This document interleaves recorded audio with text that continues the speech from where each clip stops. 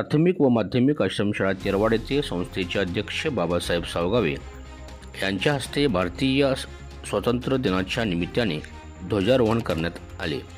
यावेळी रांगोळी स्पर्धेचे आयोजन केले होते। अनेक विद्यार्थ्यांनी देशभक्तीवरील गीत व भाषणे व्यक्त केली। तसेच गावातून प्रभात फेरी काढण्यात आली। व्हाईट आर्मीचे जवान अनिल बिर्जे, श्रीकांत बडोदे यांनी पूरग्रस्तांच्या मदतीसाठी केलेल्या कामासंदर्भात सत्कार करण्यात आला।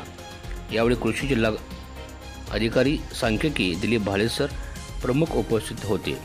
तसेच सहाय्यक पोलीस निरीक्षक रुचिरा भाले, शाळेचे मुख्याध्यापक श्रीकांत कोळीकर, अरविंद भंडारी, शेडबाळे, बाबासाहेब तिबिले, विनोद चव्हाण, सहदेव डंबाळ, शीतलकुमार घोरपडे, राहुल पाटील, बी ए पाटील, वाय एस पाटील, इरगोंडा बंडगर, सुनीता शिंदे, शैलजा सावगावे, रुपाली शिंदाळे, वैशाली जगदाळे, भारती लवटे, प्राजक्ता चौगुले, छाया माणिक, सुनीता काडापुरे, सुंटे, आकाश बागडी, युवराज गावडे, पालक वर्ग, विद्यार्थी उपस्थित होत्या।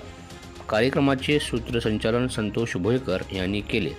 BSI न्यूजसाठी संतोष भोयकर।